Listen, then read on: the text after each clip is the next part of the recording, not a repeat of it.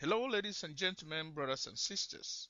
Today is January 30th, 2010, and we bring you today's update, starting with the World Cup scheduled to begin in South Africa on June 11th of this year, with first game between South Africa, the host nation, and Mexico.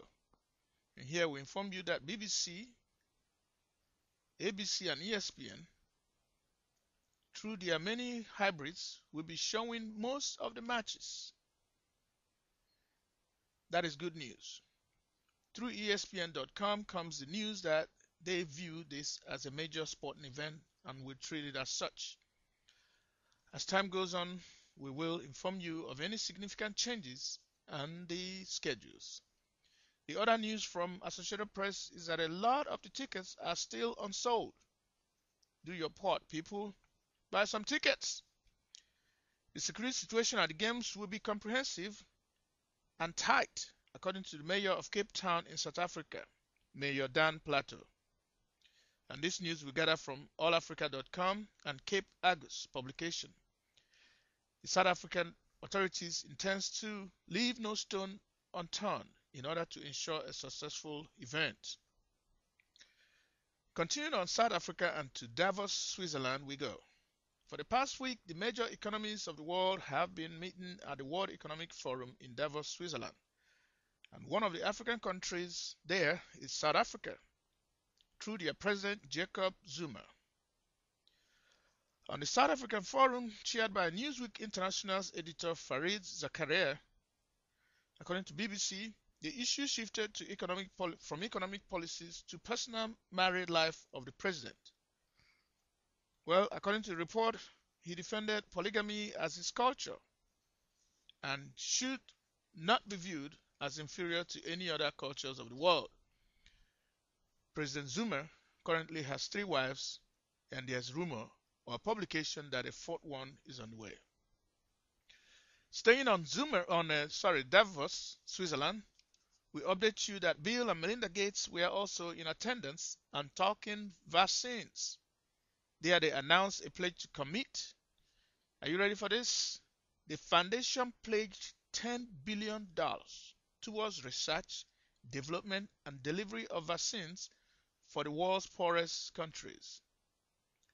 Further into their press release on their website, the information is that they are encouraged by the progress in such vaccines that have been developed and used in Malawi, South Africa, and other parts of Africa in controlling outbreaks of severe diarrhea, preventing meningitis, and controlling malaria. Bill and Melinda Gates Foundation is under the direction of Bill and Melinda Gates of Microsoft and Warren Buffett of Berkshire Hathaway Incorporated. Ladies and gentlemen, in 2006, according to the foundation website, Warren Buffett pledged to donate 10 million shares of his vast fortune to the foundation with instruction and understanding that whatever the value of the shares the foundation receives each year, it will be spent in its entirety towards the work of the foundation.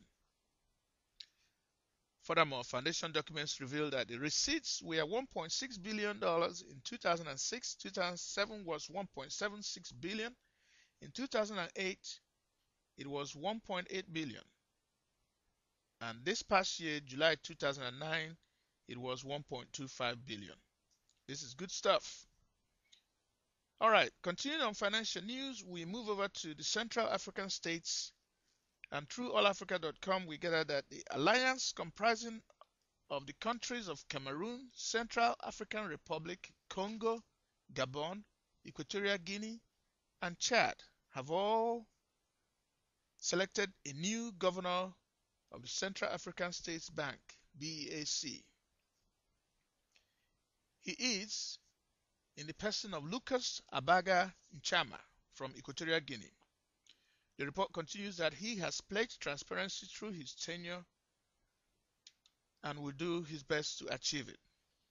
Let's move over to Zimbabwe. According to the Zimbabwe Independent postings and allafrica.com, the global political agreement between Zimbabwe African National Union, Patriotic Front, ZANU-PF, that is Robert Mugabe's party, and Movement for Democratic Change, MDC, and others, led by Morgan Tsvangirai, is not moving forward, and Human Rights Watch is calling for more sanctions against ZANU-PF and its leadership. Meanwhile, members of the opposition, MDC, are stating that the Southern African Development Community should step in, and that SADC, under the chairmanship of South African President Jacob Zuma, before things break apart completely. SADC is composed of the Southern African countries of Angola, Botswana, Democratic Republic of Congo, Lesotho, Madagascar, Malawi, Mauritius, Mozambique, Namibia, Seychelles, South Africa, Swaziland, Tanzania, Zambia, and Zimbabwe. Moving right along, we knew that at some point the West would say something about the situation in Nigeria regarding the absence of President Umaru Yar'Adua. Well, there you have it. The US, the European Union, and Britain has issued a communique, and through the Associated Press and Yahoo News, we gather that the trio is declaring solidarity with Nigerians regarding the uncertainty in that country, while extending their well wishes to the Nigerian president and his family. During last update, we informed you of the order of a Nigerian court requiring the cabinet to declare whether or not the president was capable of discharging the responsibilities of his office. No surprise there. The cabinet has given the president a pass mark. According to the BBC, the cabinet has decided and declared that he is still capable of governing the country. On the heels of that comes the news from BBC also that another court ruling says that there is no requirement in the constitution that the Nigerian president formally write parliament when he is on medical vacation. That is surprising. Let us quickly move over to Liberia, and through allafrica.com and the analysts, we gather that Hillary Clinton, the US Secretary of State, has given her support regarding the announcement by Liberian President Ellen Johnson Sirleaf that she will seek re-election in 2011. Not everyone is excited. According to the analysts and BBC, opposition is grumbling. There is so much to update you about, but before the end of this, we wish to remind you that in a few minutes, today Nigeria will be playing against Algeria in the third place position, and that tomorrow, Sunday, 31st of January 2010, Ghana will be going against Egypt in the finals of the Orange Africa Cup of Nations in Angola. May the best team win. Thank you very much.